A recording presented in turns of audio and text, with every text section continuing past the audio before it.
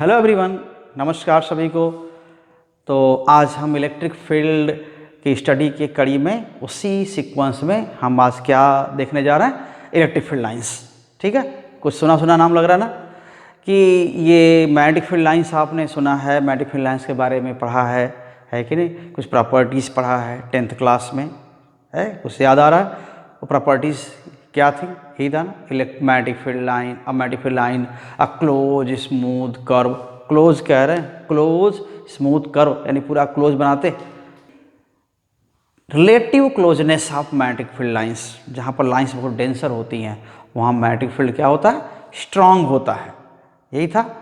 Magnetic field lines कहाँ होती है? मैग्नेट के आसपास, या मैग्नेटिक फील्ड का जो सोर्स होता है, मैग्नेटिक फील्ड का सोर्स क्या होता है? एक मैग्नेट या करंट कैरिंग कॉयल या current carrying conductor.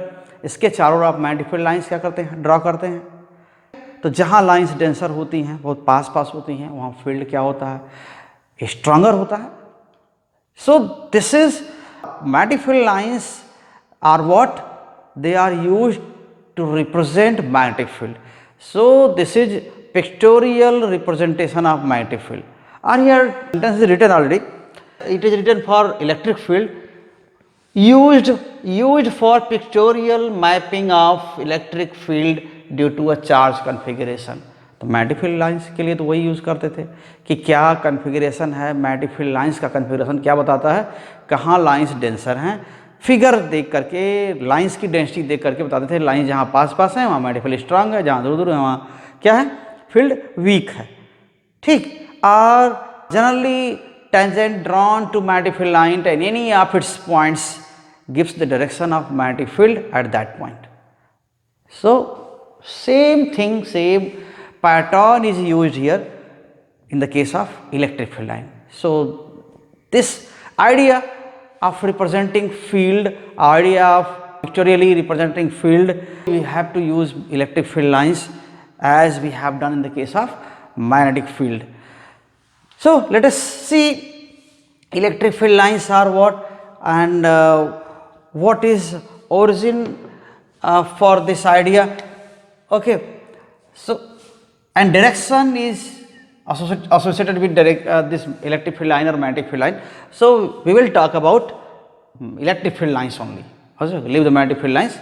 If we want to compare, then certainly we will compare this, but now at this particular time let us discuss about electric field lines. So let us see the situations. A charge, suppose this is a point charge, it is given. Electric field, its direction due to this charge is what? At this point, can you say direction of electric field at this point?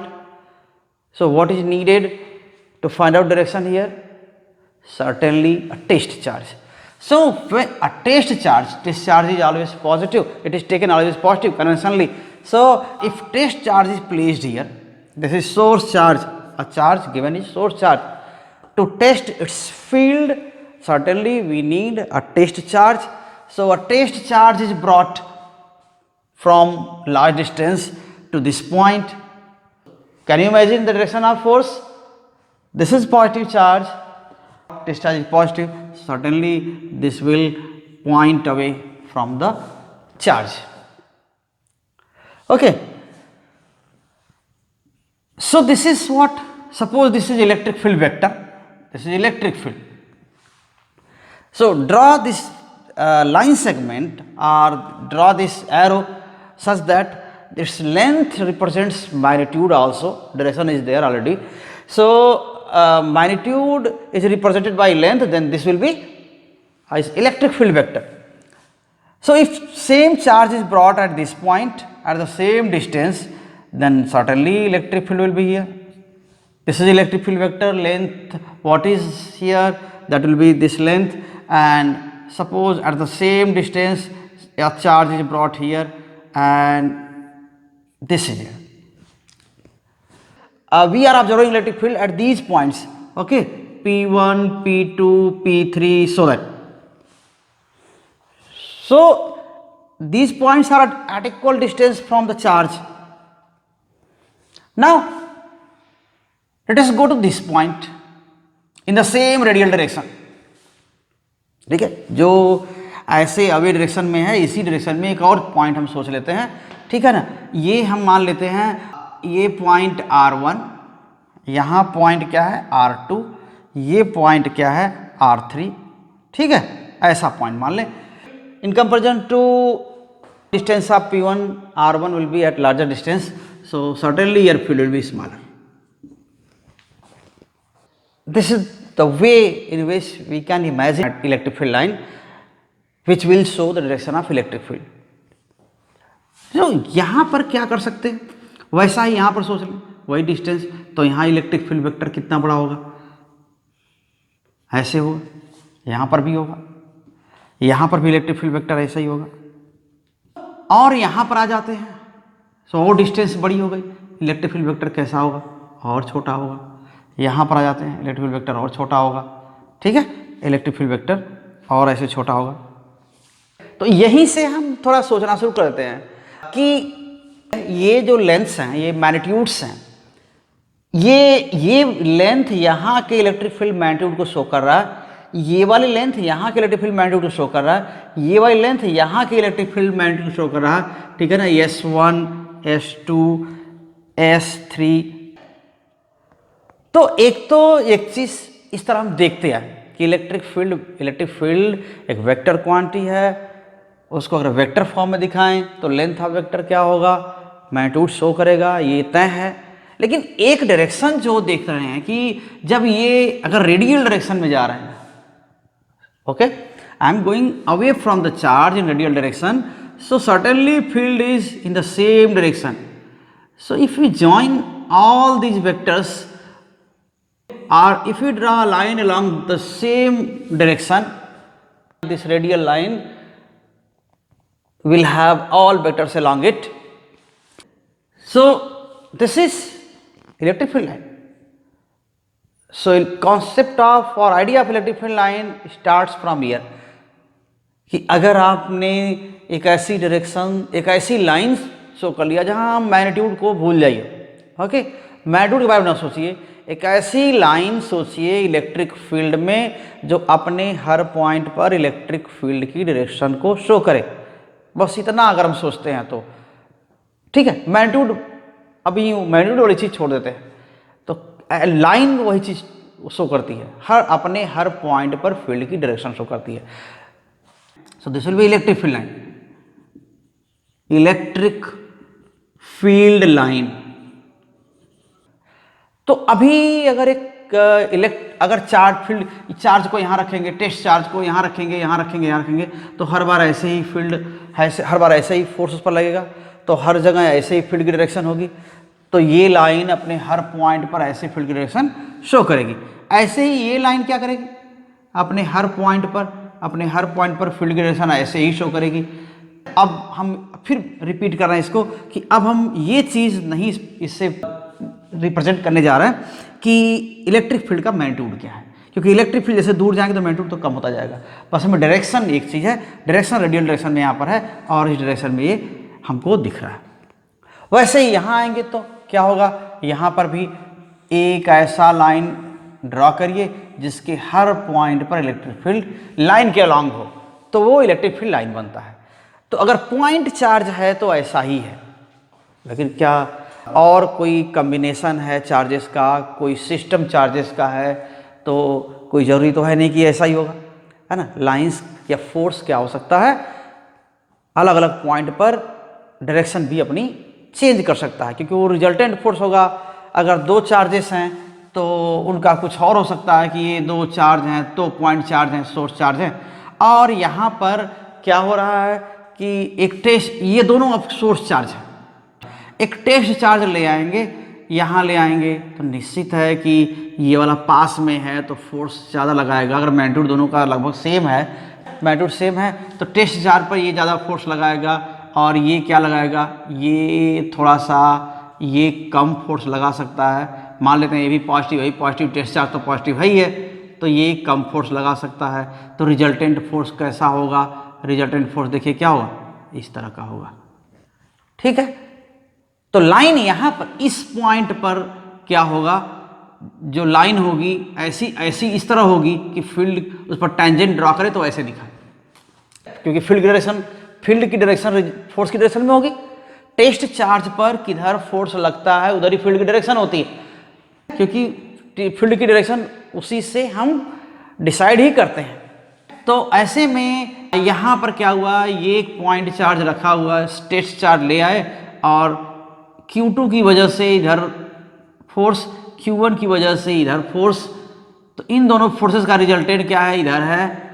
तो इस point पर जो line, अगर electric field line होगी जहाँ पर इस point से पास हो रही होगी, तो वो कैसे होगी, वह लाइन ऐसे तो नहीं होगी, है ना, ऐसे नहीं होगी।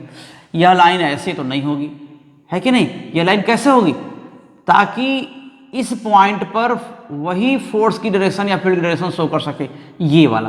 तो ये लाइन कैसे हो सकती है, या तो ऐसे हो सकती है, या फिर ऐसे हो सकती है, या फिर ऐसे हो सकती है, सीधे ये हो सकती है। तो यहाँ पर लाइन ऐसे कहीं ना कहीं इस पर ये वाली डायरेक्शन टेंजेंट हो सकती है। तो ये चीज़ क्या है, हम इलेक्ट्रिक फील्ड लाइन के कॉन्सेप्ट के बारे में यही शुरुआत करते हैं। हमारा कोर जो टारगेट है वही है इलेक्ट्रिक फील्ड लाइन के जरिए इलेक्ट्रिक फील्ड में हर पॉइंट पर फील्ड की डायरेक्शन को शो करें, बस यही इलेक्ट्रिक फील्ड लाइन के लिए। तो फिर जो प्रॉपर्टीज़ हैं इलेक्ट्रिक फील्ड लाइंस की, वो कुछ वैसे ही हैं जैसे कि मैग्नेटिक फील्ड लाइंस में था। वहाँ पर क्या था, ये इधर है कि जहाँ लाइंस डेंसर होंगी वहाँ पर फील्ड क्या होगा, स्ट्रांगर होगा, मैग्नेटिक फील्ड होगा। यहाँ इलेक्ट्रिक फील्ड वैसे ही स्ट्रांगर होगा।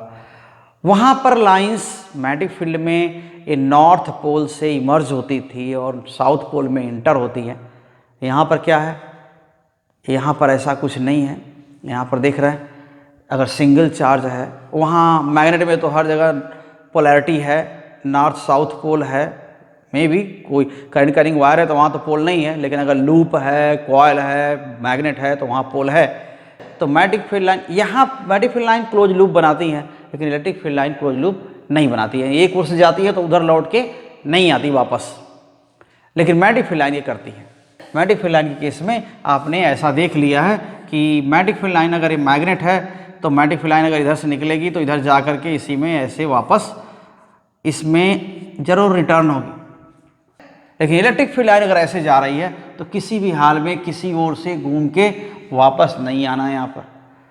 तो ये एक बड़ा डिफरेंस है। और एक डिफरेंस जो और बड़ा था मैग्नेटिक फील्ड लाइन और इलेक्ट्रिक फील्ड लाइन में, इलेक्ट्रिक फील्ड लाइन अकेले चार्ज से भी इमर्ज हो सकती है, जरूरी नहीं कि पॉजिटिव नेगेटिव चार्ज हो, लेकिन मैग्नेटिक फील्ड लाइन हमेशा नॉर्थ पोल साउथ पोल का कॉन्सेप्ट लेके चलती है। अलग से पोल, अलग से साउथ पोल या अलग से नॉर्थ पोल नहीं हम शो कर सकते। या तो हम डिसाइड कर लें करंट कैरिंग वायर में नॉर्थ साउथ पोल कहीं है ही नहीं है, या होगा तो दोनों होगा।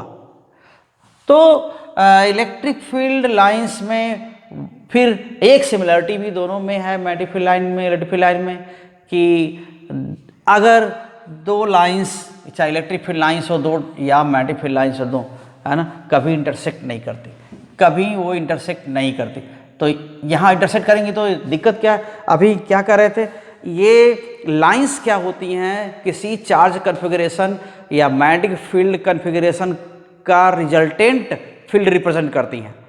ऐसा नहीं कि हर दो चार्ज का अलग अलग फील्ड, तीन चार्ज का अलग अलग फील्ड, वो लाइंस आपस में कट करेंगी, ऐसा आप सोच सकते हैं। नहीं, जब इलेक्ट्रिक फील्ड लाइन या मैग्नेटिक फील्ड लाइन जब हम इमेजिन करते हैं या हम ड्रॉ करते हैं, तो वो लाइंस किसकी होती हैं, रिजल्टेंट फील्ड की होती हैं। 2, 3, 4, 5 जो भी चार्जेस हों, किसी पॉइंट पर उन चार्जेस का रिजल्टेंट फील्ड कितना होता है, उसके अकॉर्डिंग क्या होता है, किस डायरेक्शन में होता है, उसके अकॉर्डिंग लाइंस ड्रॉ की जाती हैं या इमेजिन की जाती हैं। तो ऐसे में हम ये सब लेके चलते हैं। तो अब रिजल्टेंट लाइन है तो यही कह सकते हैं ना कि अगर कहीं 2 4 3 चार्ज रहे हों, इस पॉइंट पर अगर दो लाइन कट करती हैं आपस में, तो फील्ड की डायरेक्शन यहाँ पर ऐसे भी हो सकती है, रिजल्टेंट और रिजल्टेंट ऐसे भी हो सकती है। तो ये तो हो नहीं सकता, तो ये पॉसिबल नहीं है। इसका मतलब लाइंस कट कर ही नहीं सकती। तो electric field lines they never intersect each other, like in the case of magnetic field. Magnetic field lines also do not intersect each other at any point, because if they did so, अगर वो ऐसा करें तो क्या होगा, there would be two directions of magnetic field or electric field at the point of intersection. यहाँ पर जहाँ इंटरसेक्शन हो रहा है वहाँ पर दो डायरेक्शन इलेक्ट्रिक फील्ड की और मैग्नेटिक फील्ड की होगी, जो कि पॉसिबल नहीं है। फिर से बता दें, क्योंकि जो हम इलेक्ट्रिक फील्ड और मैग्नेटिक फील्ड लाइंस ड्रॉ करते हैं वो रिजल्टेंट फील्ड की होती हैं, अलग अलग नहीं होती। ठीक, क्योंकि आप एक सोच सकते हैं ऐसा, तो इलेक्ट्रिक फील्ड में ये तो एक पॉजिटिव चार्ज का इलेक्ट्रिक फील्ड अब कैसा होता है देख लेते हैं। ये मान लेते हैं पॉइंट चार्ज है, ठीक, पॉजिटिव चार्ज है, तो टेस्ट चार्ज पर इधर किधर फोर्स लगाएगा उधर ही लाइन की डायरेक्शन होगी। तो टेस्ट चार्ज कहीं आएगा रेडियल डायरेक्शन में फोर्स लगाएगा, है ना, रेडियल डायरेक्शन मतलब रेडियस की डायरेक्शन में, ऐसे इस डायरेक्शन में फोर्स लगाएगा, तो फील्ड की डायरेक्शन क्या होगी, ऐसे होगी। यहाँ पर देखिए तो क्या होगा, अगर टेस्ट चार्ज ऐसे आएगा ना, यहाँ पर रखेंगे तो इधर फोर्स लगाएगा, हर जगह यहाँ रखेंगे तो इधर फोर्स लगाएगा। यहाँ पर अगर कोई चार्ज इधर ले आते हैं तो ये ऐसे फोर्स लगाएगा, ठीक है, यहाँ चार्ज ले आते हैं तो यहाँ पर ऐसे फोर्स लगाएगा, और ये ऐसे फोर्स लगाएगा, और ये ऐसे फोर्स लगाएगा, और ये ऐसे फोर्स लगाएगा, ठीक, ये ऐसे फोर्स लगाएगा, ये ऐसे फोर्स लगाएगा, यहाँ पर रखेंगे तो ऐसे फोर्स लगाएगा, यहाँ पर रखेंगे तो ऐसे फोर्स लगाएगा, यहाँ पर रखेंगे तो ऐसे फोर्स लगाएगा, यहाँ पर रखेंगे तो ऐसे फोर्स लगाएगा, और यहाँ पर अगर इधर कहीं रखेंगे तो इधर फोर्स लगाएगा। ये तो ये इलेक्ट्रिक फील्ड लाइंस किसकी हो गई, ये इलेक्ट्रिक फील्ड लाइंस हैं किसका, पॉजिटिव पॉइंट चार्ज का। तो पॉजिटिव पॉइंट चार्ज के चारों ओर जो इलेक्ट्रिक फील्ड पैटर्न है, इलेक्ट्रिक फील्ड है, उसकी इलेक्ट्रिक फील्ड लाइंस हैं, और हर जगह डायरेक्शन किधर है, ऐसे रेडियली आउटवर्ड, क्योंकि ये टेस्ट चार्ज पर बाहर की ओर ही फोर्स लगाएगा। तो अब ये कहीं लाइंस, जैसे मैग्नेटिक फील्ड में तो आप अक्सर देखते हैं ना कि यहाँ से भी अगर जाएगा तो ये कितना दूर जाएगा, तो लौट के ऐसे हम क्या करते हैं, इसको ऐसे खींच के ले आते हैं इधर कि ये जाएगा तो ऐसे वापस आएगा भी, है ना। कभी कभी ऐसे देखते होंगे कि ये ऐसे बहुत दूर जाके छोड़ देते हैं, इधर से ला के ऐसे एंटर कर देते हैं, तो इसका मतलब यही होता है कि ये कहीं बहुत दूर से गया और घूम के आ गया, यही मीनिंग होता है। लेकिन यहाँ पर कुछ ऐसा नहीं, क्योंकि इलेक्ट्रिक फील्ड की डायरेक्शन हमेशा चार्ज पर लगने वाले फोर्स की डायरेक्शन में दिखाते हैं, इसलिए ये कभी उल्टा नहीं हो सकता। पॉजिटिव चार्ज पर हमेशा बाहर की ओर ही फोर्स लगेगा, पॉजिटिव चार्ज की वजह से टेस्ट चार्ज पर हमेशा बाहर की ओर ही फोर्स लगेगा। तो सिंगल पॉइंट चार्ज पॉजिटिव का फील्ड ऐसे ही दिखाते हैं, और वैसे ही सिंगल नेगेटिव चार्ज का फील्ड आप कैसे दिखाते हैं, सिंगल नेगेटिव चार्ज का फील्ड नेगेटिव है ना, तो टेस्ट चार्ज तो पॉजिटिव होता है, तो ये अपनी ओर अट्रैक्ट करेगा, तो ये रेडियली इनवर्ड डायरेक्शन है।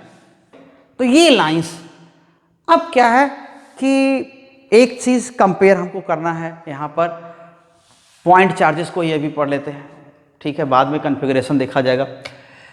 अगर ये देखिए एक चीज हम लोगों ने छोड़ा तो एक चीज हमको मिल गया, क्या हम लोगों ने छोड़ा कि इलेक्ट्रिक फील्ड वेक्टर से क्या दिखा पा रहे थे, इलेक्ट्रिक फील्ड की वैल्यू और इलेक्ट्रिक फील्ड की डायरेक्शन दोनों दिखा रहे थे ना। कहीं इलेक्ट्रिक फील्ड वेक्टर ड्रा किए थे, जैसे शुरुआत में ड्रा किया था ना कि इस पॉइंट पर हम एक इलेक्ट्रिक फील्ड वेक्टर ड्रा करने जा रहे हैं, इस पॉइंट पर इलेक्ट्रिक फील्ड क्या है, ये वेक्टर ड्रा कर दिया, और ये लेंथ मैग्नीट्यूड दिखाता है और डायरेक्शन तो डायरेक्शन दिखा ही रहा है।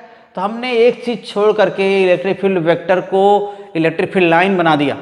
क्या चीज छोड़ दिया कि मैग्नीट्यूड हमको नहीं चाहिए, उससे वो रिप्रेजेंट करे ना करे, डायरेक्ट हर पॉइंट पर डायरेक्शन बस दिखाए, इसलिए हम सारे वेक्टर को मिला के लाइन बना दिए। एक चीज था कि इलेक्ट्रिक फील्ड की जो स्ट्रेंथ है ना वो किसके प्रोपोर्शनल होता है, 1/r² के। आप इस पॉइंट से यहाँ अगर इलेक्ट्रिक फील्ड E है तो इसके डबल डिस्टेंस पर जाएंगे तो क्या हो जाएगा, E/4 हो जाएगा, क्योंकि 1/r², R डबल हो जाएगा तो E की वैल्यू क्या हो जाएगी, 1/4 ऐसा हो जाएगा, E/4 हो जाएगा। ऐसे ही यहाँ से 3 टाइम्स डिस्टेंस चले जाए यहाँ पर ऐसे, तो E/9 हो जाएगा, क्योंकि R 3 टाइम्स हो जाएगा तो E/9 हो जाएगा। ठीक, तो कुछ उस तरह का चीज, ये इस तरह का डिपेंडेंस हमें इन लाइंस की डेंसिटी से मिल जाएगा। वो कैसे, देखिए हम कि देखिए यहाँ पर अगर एक पॉइंट चार्ज है, हम एक इमेजिन करें कि एक आर रेडियस का स्फीयर है, इमेजिन कर रहे हैं, इमेजिनरी सरफेस है, सचमुच किसी मेटल का या किसी प्लास्टिक का बना हुआ नहीं है, इमेजिन कर रहे हैं कि स्फीरिकल सरफेस कहाँ पर, चार्ज के चारों ओर। इसमें से एक चीज हो रहा है कि वो स्फीयर यहां से ऐसे हमने ड्रॉ किया है आर रेडियस का, ये एक और ऐसे 2r रेडियस का, 2r रेडियस का एक स्फीयर इमेजिन कर लें आप। ये रेडियस कितनी है, थोड़ी बड़ी लग रही है, लेकिन ठीक है, मान लीजिए कि ये 2r का है। तो हमने जितनी लाइंस ड्रॉ किया है फील्ड को दिखाने के लिए, इस फील्ड को दिखाने के, वो इस वाले से भी उतनी ही लाइंस पास हो रही हैं। जैसे हमने कितना ड्रॉ किया, 1 2 3 4 5 6 7 8 9 10 11 12 13 14 लाइंस। ओके, शायद कहीं सिमेट्री थोड़ी गड़बड़ है, यहाँ पर एक लाइन और हमको ड्रॉ कर देना चाहिए था ताकि 16 हो जाए। ठीक, एक लीजिए ड्रॉ कर दिया। तो यहाँ पर कितनी लाइंस हैं, 1 2 3 4 5 6 7 8 9 10 11 12 13 14 15 16 16 लाइंस हमने ड्रॉ किया है फील्ड दिखाने के लिए। तो ये पूरी 16 लाइंस आर रेडियस के स्फीयर से भी बाहर निकल रही हैं, उसके सरफेस से। इमेजिन कर रहे हैं ना कि ये इसके अंदर बंद है, चार्ज क्या बंद है, चार्ज बंद है। तो चार्ज इस स्फीयर के अंदर है और सिंपल होने के लिए क्या मान लीजिए किस पर है, सेंटर पर है, तो और अच्छा होगा। तो अब अगर एक 2r रेडियस का यहां पर अगर हम मान लें एक स्फीयर यहां पर, तो ये क्या करेगा, यहां पर एक चीज होगा कि 2r रेडियस के स्फीयर से उतनी लाइंस पास होंगी जितनी r रेडियस के स्फीयर से पास होंगी। या आप किसी भी रेडियस का स्फीयर इधर मान लीजिए जिसके अंदर चार्ज हो, जिसके अंदर में चार्ज है, ये वाला, यही वाला चार्ज अंदर में है, तो जितनी लाइंस यहां से पास हो रही हैं उतनी लाइंस यहां से पास हो रही हैं। और दूसरा कोई स्फीयर मान लीजिए, यहां कोई स्फीयर मान लीजिए, उतनी ही लाइंस पास होंगी। तो इस चीज को ध्यान में रखिए कि इलेक्ट्रिक फील्ड की स्ट्रेंथ 1/r² के प्रोपोर्शनल होती है। इलेक्ट्रिक फील्ड की वैल्यू जितना यहां पर है उसका 1/4 डबल डिस्टेंस पर होगा, उसका 1/9 ट्रिपल डिस्टेंस पर होगा। यहां पर E है तो यहां E/4, यहां पर E/9 ऐसा होगा। इसको ध्यान में रखते हुए एक चीज कंपेयर करना है, ये कि इस चीज को देखिए कि चार्ज इसके अंदर से 16 लाइंस पास हो रही हैं, इसके अंदर भी 60 लाइन पास हो रही हैं, ये तो ठीक है। यहां पर क्या हो रहा है, यहां फिक्स एक चीज है, नंबर ऑफ लाइंस यहां फिक्स हैं, 16 16 16, कोई भी स्फीयर मानिए 16 ही है। लेकिन एरिया कैसे पड़ रही है, इस सरफेस की एरिया, इस सरफेस की एरिया, ठीक है, याद है स्फेरिकल सरफेस की एरिया क्या होती है, surface area. Okay, so chord surface area, chord surface area of sphere. Okay, sphere ये कितना होता है, 4πr²। 4π तो कांस्टेंट है, r डबल कर दीजिए तो एरिया क्या हो जाएगी, 4 टाइम्स हो जाएगी। अगर ये एरिया यस है, यहां की एरिया यस है, तो ये एरिया क्या हो जाएगी, 4s हो जाएगी। तो s एरिया से भी 16 लाइंस पार हो रही हैं, 4s एरिया से भी 16 लाइन पार हो रही हैं। क्या चीज हो रहा है, अगर हम देखें तो लाइंस की डेंसिटी, ठीक, लाइंस की डेंसिटी, डेंसिटी का मतलब कहां पर यूनिट एरिया कितनी लाइंस हैं, वो चीज क्या हो रहा है, वो चीज कैसे यहां पर चेंज हो रहा है। तो लाइंस की डेंसिटी देखिए, अगर r डबल करिए तो लाइंस की डेंसिटी क्या लिख सकते हैं, density of lines, number of lines जितना इस सरफेस के लिए है उतना ही इस सरफेस के लिए है, तो ये तो फिक्स है। तो एक चीज ये हम यहां पर लेके चलेंगे कि नंबर ऑफ लाइंस को कहीं इलेक्ट्रिक फील्ड के स्ट्रेंथ से हम जोड़ सकते हैं या क्या कर सकते हैं, या आगे बढ़ते हैं इसको लेकर के। तो एक चीज देखिए यहाँ पर क्या हो जाएगा, density of field lines, number of lines constant है, ठीक। तो number of lines per unit area, sorry एक चीज गलत हो गया, मैंने उल्टा लिख दिया ये। Number of lines per unit area अगर लिखना है तो आप कैसे लिखेंगे, number of lines per unit area, density of field lines, density of field lines, okay, this is n upon s, और this is equal two means density of lines, ये area density है, वॉल्यूम से नहीं divide कर रहे हैं हम, surface density है, सरफेस से कितनी लाइंस पास हो रही हैं। So n upon 4 pi r square. अगर रेडियस बढ़ता है तो डेंसिटी क्या होगी, कम होगी।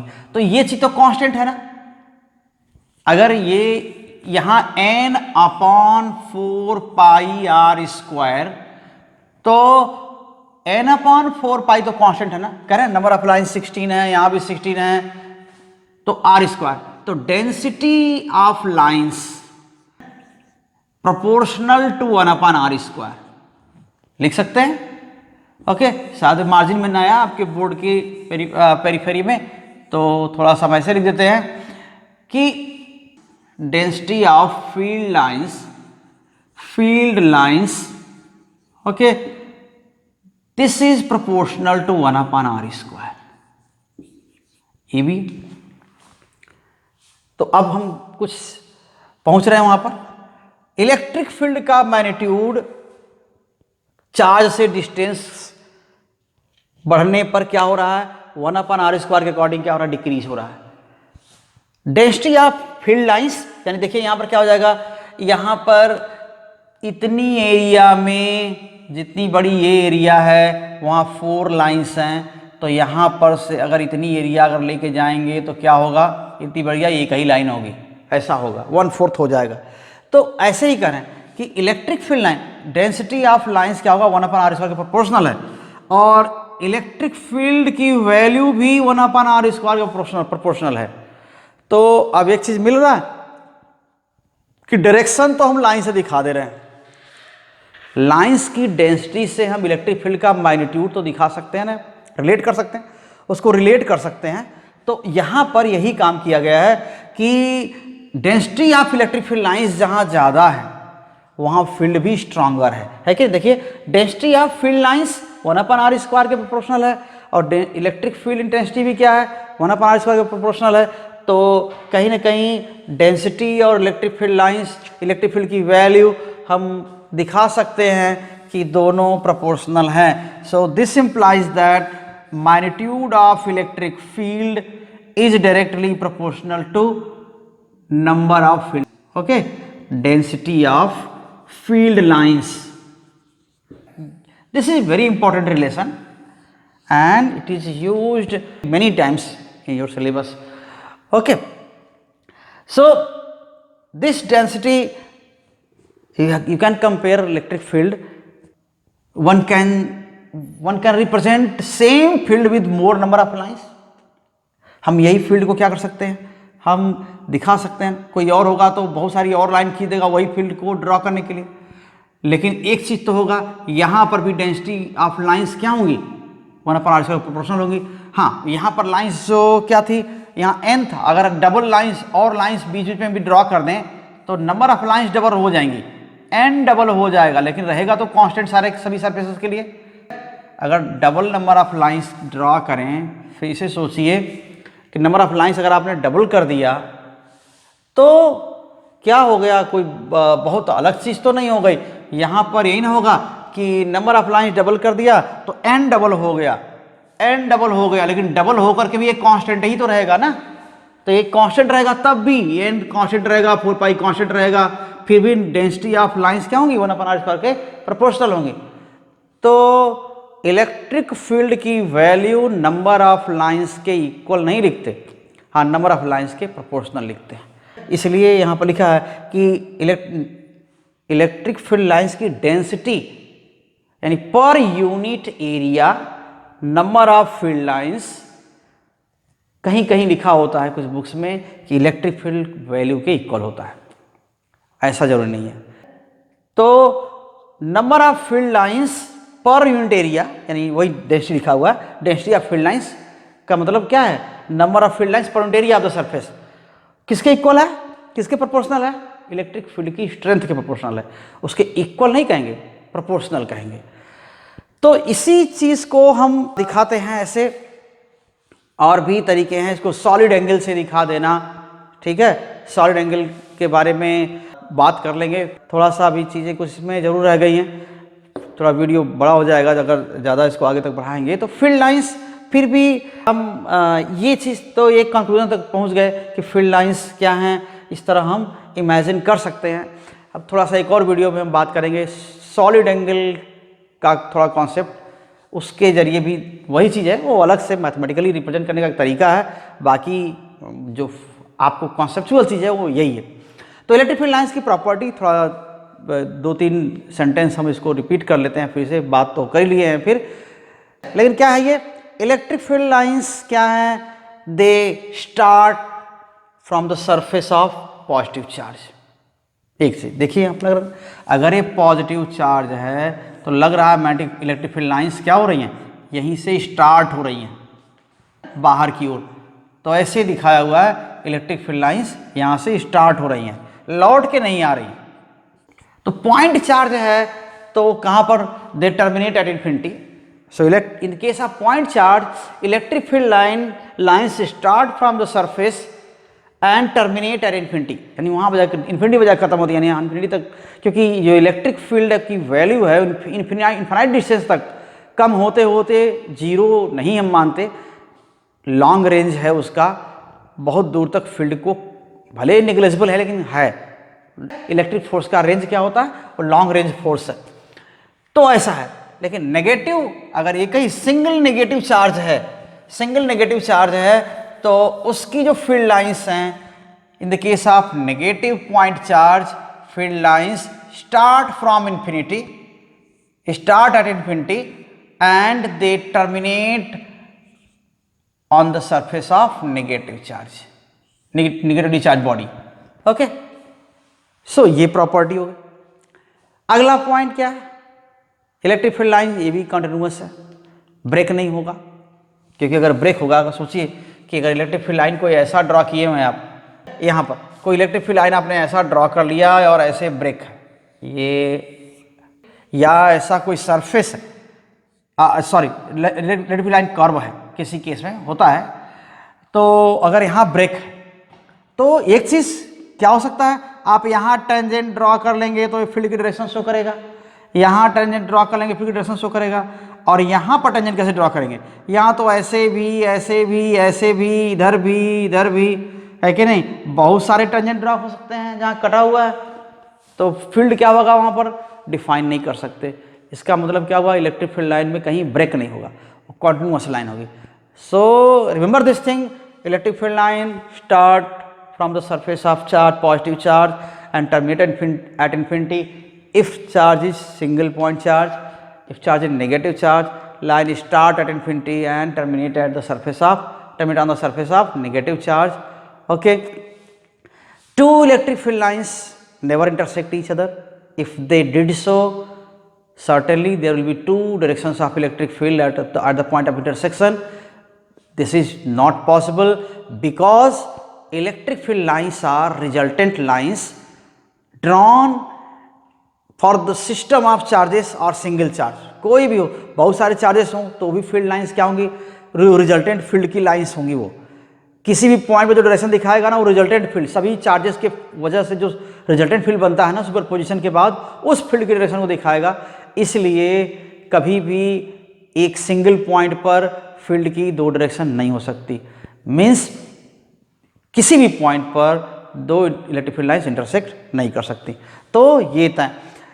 और रिलेटिव डेंसिटी ऑफ लाइंस, ठीक है, relative density of lines represent relative strength of electric field, जहां पर लाइंस क्लोजनेस या रिलेटिव क्लोजनेस भी कहते हैं। Relative closeness of electric field lines represent relative strength of electric field. जैसे यहाँ पर जितनी क्लोजनेस है, इस एरिया में अगर यहाँ पर 4 लाइंस हैं तो उतनी एरिया में यहाँ कितनी लाइंस होंगी, 16 लाइंस होंगी। तो यहाँ का फील्ड का 4 टाइम्स यहाँ फील्ड होगा, है ना। यहाँ E/4 है तो यहाँ E है, तो यहाँ के फील्ड का E/4 होगा। तो जहाँ लाइंस क्लोज है वहाँ पर फील्ड क्या होगा, स्ट्रांगर होगा। अगर ये पेयर ऑफ चार्जेस हैं, अगर एक पॉजिटिव एक नेगेटिव चार्ज है, चलिए उसको हम अगले वीडियो में ही बात करेंगे, चार्ज के कॉन्फ़िगरेशन का और सिस्टम ऑफ चार्जेस की, इलेक्ट्रिक फील्ड लाइंस के बारे में और सॉल्डिंग के बारे में। तो उसको याद रखिए, थोड़ी फील्ड लाइंस की जो प्रॉपर्टी है, इनकी फील्ड लाइन के जो आइडिया है उसका स्टार्ट कहाँ से होता है, शुरुआत कैसे होती है, वही कि जब हम ऐसे ऐसे वेक्टर्स इसी लाइन में ड्रॉ कर सकते हैं, तो बस जस्ट हमारी ज़रूरत बस डायरेक्शन जानने की हो, तो हम क्यों ना मैग्नीट्यूड को नहीं सोच रहे हैं, क्योंकि मैग्नीट्यूड तो लाइंस की जो क्लोजनेस है ना, या डेंसिटी ऑफ लाइंस है, उसी से मैग्नीट्यूड पता चल जाएगा, या रिलेटिव मैग्नीट्यूड पता चल जाएगा। तो हम डायरेक्शन ही बस जब सोचना है तो बस हम इलेक्ट्रिक फील्ड लाइन ही ड्रा कर लेते हैं, इमेजिन कर लेते हैं, तो ओरिजिन वहीं से है। तो बहुत बहुत धन्यवाद, आप इस बात को अगर समझ गए तो, और देखने के लिए बहुत बहुत धन्यवाद। और साथ में इस वीडियो को ज़रूर शेयर करिएगा। जो आपको इसमें कुछ मिला या कमेंट, जो कुछ दिक्कत है उसको कमेंट के रूप में हमें ज़रूर लिखिएगा, और चैनल को सब्सक्राइब करिएगा, ताकि आपको अगले वीडियो अगर जब भी यहाँ पर हम वहाँ अपलोड करें तो आपको नोटिफिकेशन मिल जाए। ठीक है, धन्यवाद।